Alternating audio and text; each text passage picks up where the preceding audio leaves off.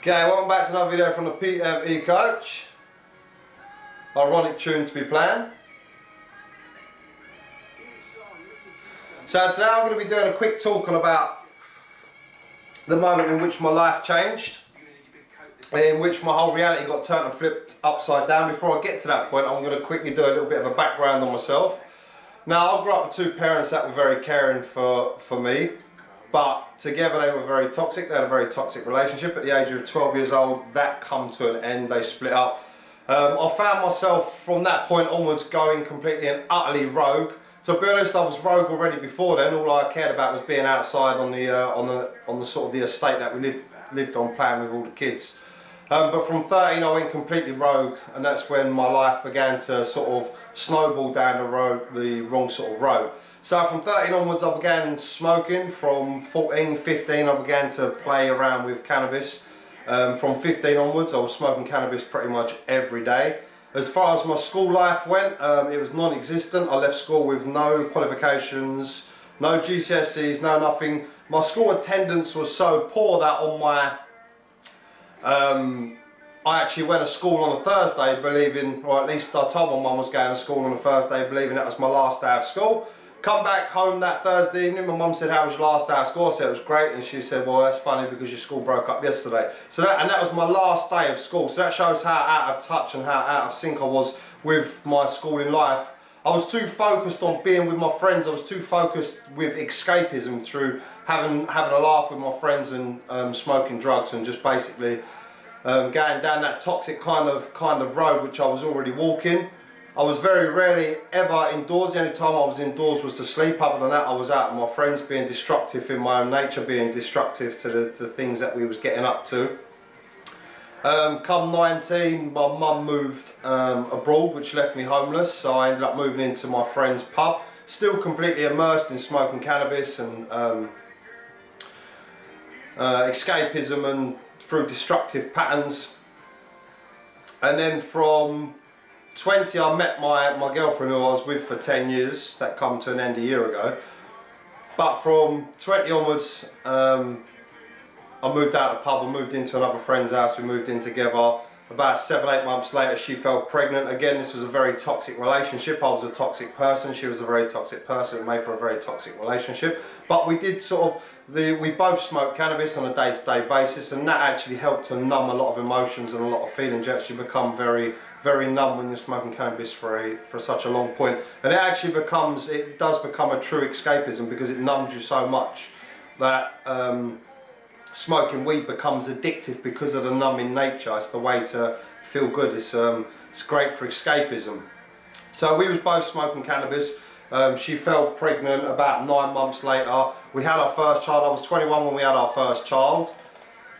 Again, it wasn't the best environment to be raising a child in because, like I said, very destructive. Both of us was very destructive, and the relationship together was very toxic. But we had our first child. We got our own home. Again, the same patterns were trending, but from this point onwards I become very recluse. I become very isolated in the relationship. We both had sort of problems with controlling each other, so we wouldn't allow each other to go out or anything like that. So we both become isolated in the relationship, but it was very destructive in its nature. It was a very toxic thing that we had going on. Then we had our second child. I was around about 23, 24 when I had my second child. Two boys that I love to bits. They are my world. But again, I wasn't able to show them what a true parent was because I was unable to even look after myself. From 24 I began to find bodybuilding. Now, it originally started off, I'd done Thai boxing for a few years, and that became an escape as well. So I became very focused on being in the gym because it was a place where I didn't have any problems. It was a place where I could allow a lot of aggression, a lot of expression to come out. Thai boxing then rolled into bodybuilding, and bodybuilding after the first sort of year and a half I've become absolutely obsessed with it to the point where everything was about bodybuilding. Then I began to develop another bad habit in my life, which was steroids. I began to get involved with steroids. I was already dealing with anxiety. Anxiety and panic attacks were like a daily thing for me. They was rife in my life. And depression, I was suffering as well, serious bouts of depression that would come and go, serious real lows. But I found the gym to be a great place to escape. In the gym I began to feel empowered. It began to give me a sense of self. It actually empowered me rather than everything else taken away from me. But what happened was I become involved in steroids, and before I knew it, what started off was something that was quite good for me, it actually become quite destructive, because I started taking steroids, and as I begin to find this new sort of found strength, steroids enhances everything. So all of a sudden I was putting on muscle mass at a fast rate, but along with that there was all the negative side. So I was becoming even more angry. I was becoming even more self-obsessed. So bodybuilding, what started off as a good thing, actually become very self-obsessive. And then to look back now, I still have an online social media account that reflects how obsessed I've become with bodybuilding. And although I was painting this picture of how strong and independent I was, on the inside I was deeply suffering. But I used bodybuilding as a way to portray myself as somebody that had a true sense of self. But really, on the flip side, everything was toxic. So it was like embroidery. Everything on the front of an embroidery looks all fantastic, but on the back is where you see all of the mess, but we don't expose that side to ourselves. So when things actually truly began to change was all of a sudden, so one day I started to become aware. I kept seeing this number sequence, and I kept seeing 1111. So I was seeing it everywhere, like I was seeing it on the times, I was seeing it on number plates, I was seeing it in number codes, I was seeing 1111. And it becomes so frequent that I was like, okay, what's this about? Why do I keep seeing these numbers? Why do I keep looking at the clock when it's exactly 11 minutes past 11? So being intrigued, I went online and had a look, and 1111, the meaning of 1111 is spiritual awakening. I'm like, what's a spiritual awakening? What's that shit mean to me? Like, I'm not religious, like, I don't believe in God, I don't believe in anything. Like, if you ask me, life's shit, life's a hellhole. Well, at least that was my experience of life. So I started seeing these number codes, 1111, I was seeing it everywhere. I'm thinking, oh, this ain't right. So I researched it. It says spiritual awakening. To me, I don't even know what spirituality is, or what an awakening is, or anything like that. So anyway, so I've read up on it. I'm like, all right, fair enough. Like, made no meaning of it at all, but I'm still seeing these numbers. Then what happened was a friend that I'd met in the gym, whose name was Ryan. Maybe one day I see this video. He gave me a book, and it was called The Power of Now. It was a book on spiritual teachings. So I was like, all right. So it was weird. So now I'm seeing this 1111. Now I've got one of my friends in the gym who's come up to me and given me this book on spiritual teachings. So I'm like, okay, fair enough. So I go home and I open up this book. It's a book by Eckhart Tolle, Power of Now. It's a great book. Initially, I'd never even read books. I was never even academically inclined, like. But anyway, I opened up this book, and on the first page it said, and this was it. The first page you see in The Power of Now, one sentence in the middle of an empty page: you are not your mind.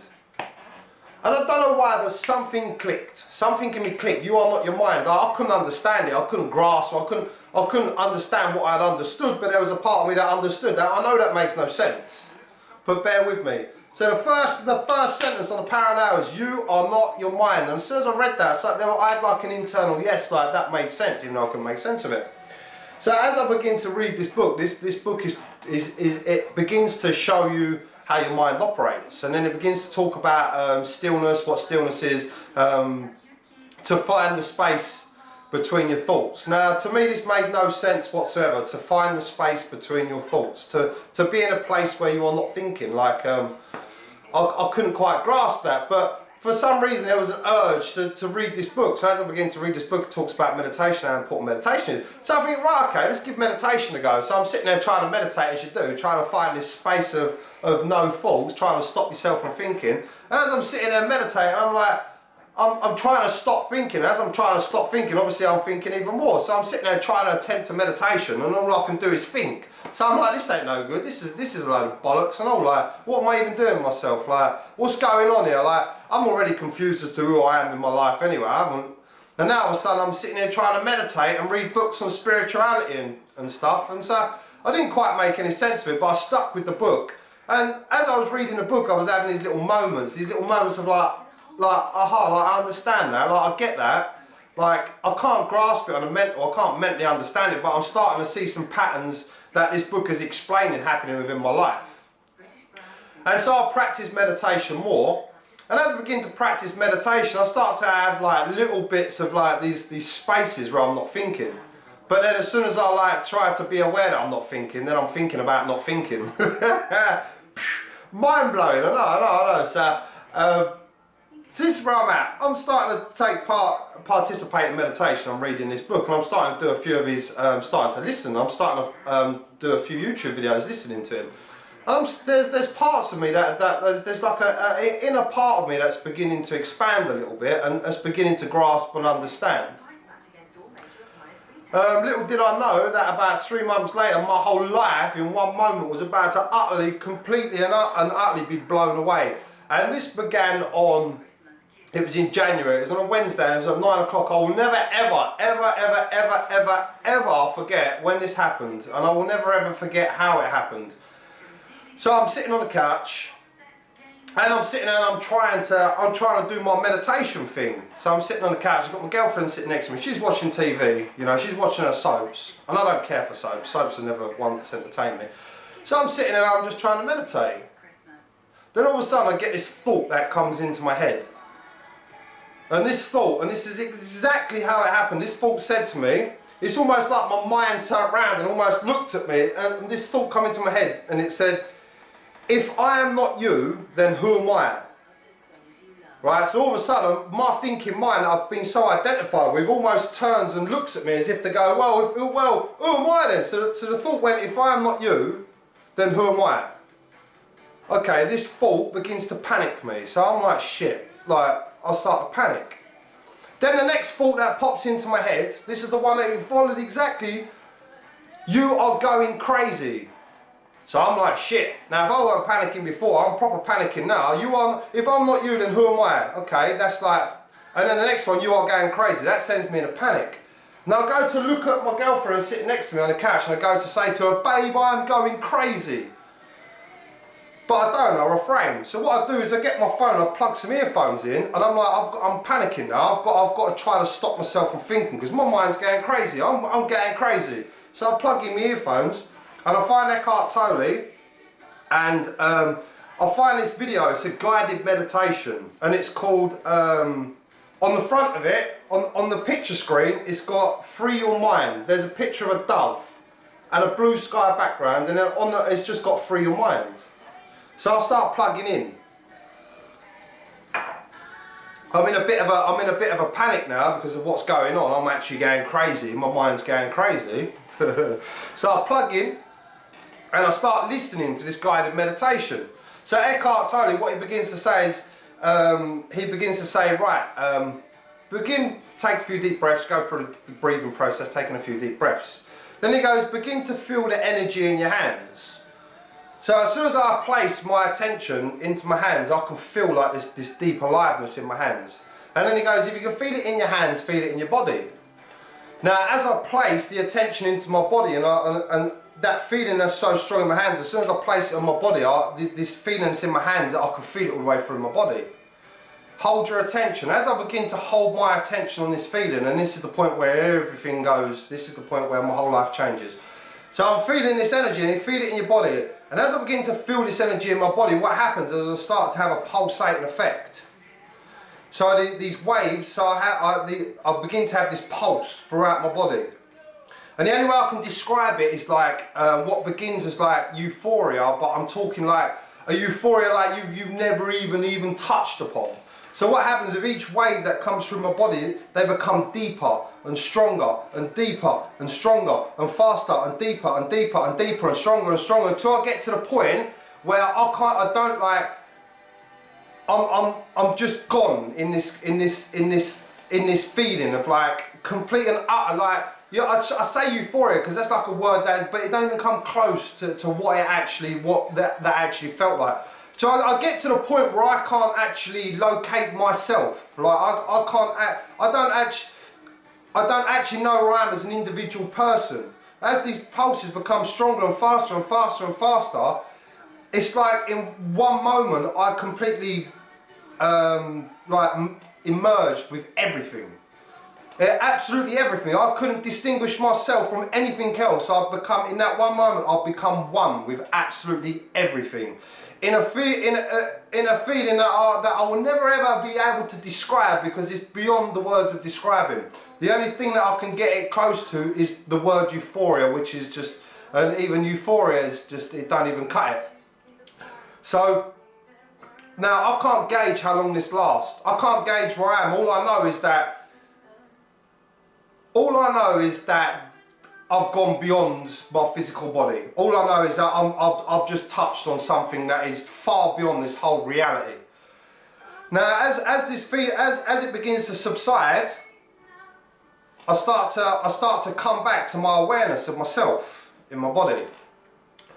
Now, as the feeling begins to subside, I'm left in this place. As I come back to my senses, the first thing I do is I look to my girlfriend and I go, babe, my life has just changed forever. From that point, I get up off the couch and I go out into the back garden. Now, although this high that I went through was so high, the intenseness of it was so intense, after coming back there was like a major shift that had just happened in me. So I get up and I go out into the garden and I look up at the stars and I'm looking around and everything I can see is vibrating, everything I can see is moving.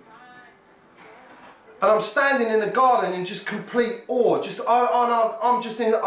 this euphoria is still there. It's not as intense, but I'm just feeling this deep euphoria. I'm looking around and everything is moving, everything is alive, everything is deeply alive.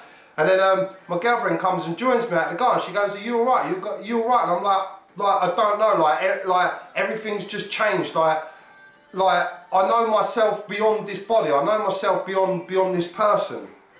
And then what I've done is I walk from the garden and I walk into the kitchen and I get a cup out of the cupboard and I place this cup on my hand and I'm looking at this cup and this cup is just shimmering, it's just moving. I'm looking around and everything I can see, it's not like, when we look at the world we see everything as like static, solid objects.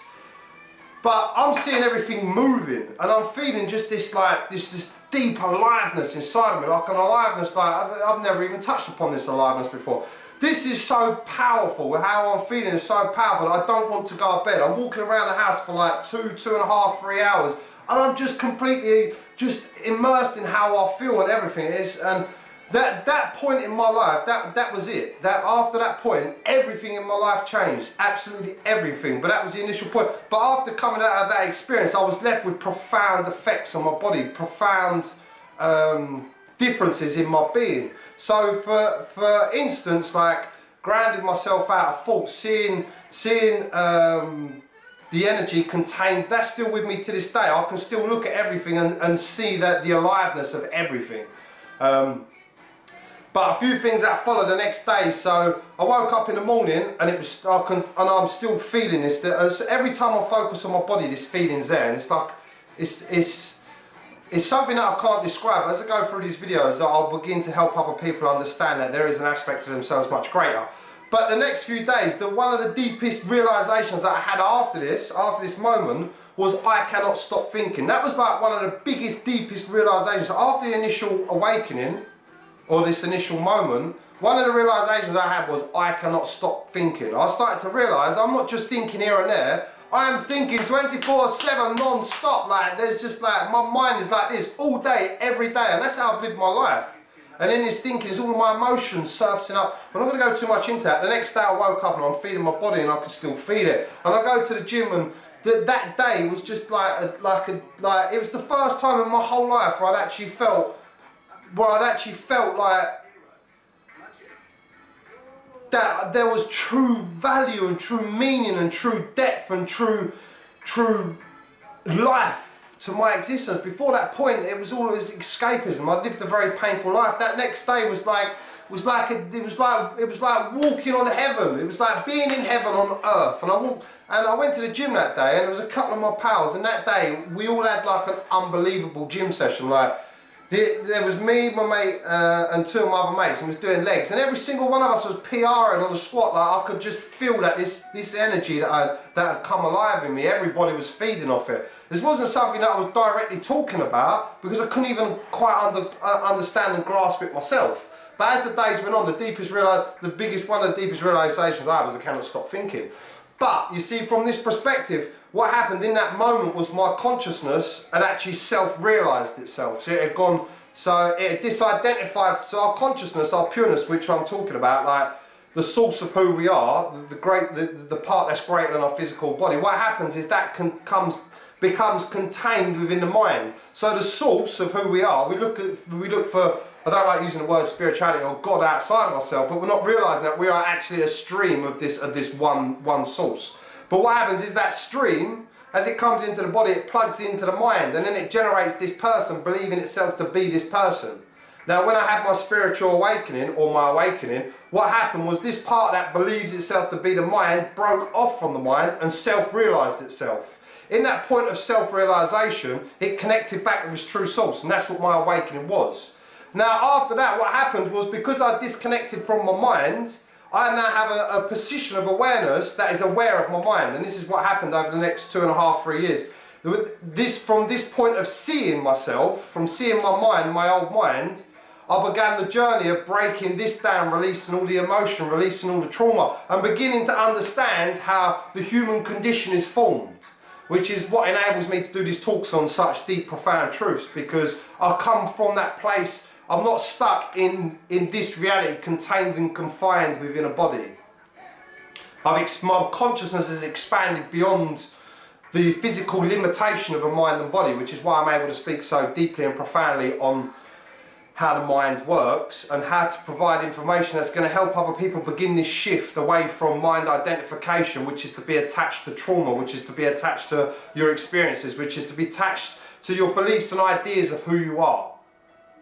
You see, like for me, this deep shift was a shift out of this attachment of being this person, of being this deeply painful person. But to understand human nature, now that I had this separation, from this point of separation on observing, so expanding beyond this containment of the mind, I was able to observe it. And that's what the next few years was about, was to be able to begin to break down and release and understand all this trauma that I'd contained and had withheld within me for so many years. That wasn't a point, that was the point in which my whole reality began to shift, which my whole mind identification began to shift. The next few videos I'm going to talk about how my mind began to break down and how my life around me began to break down.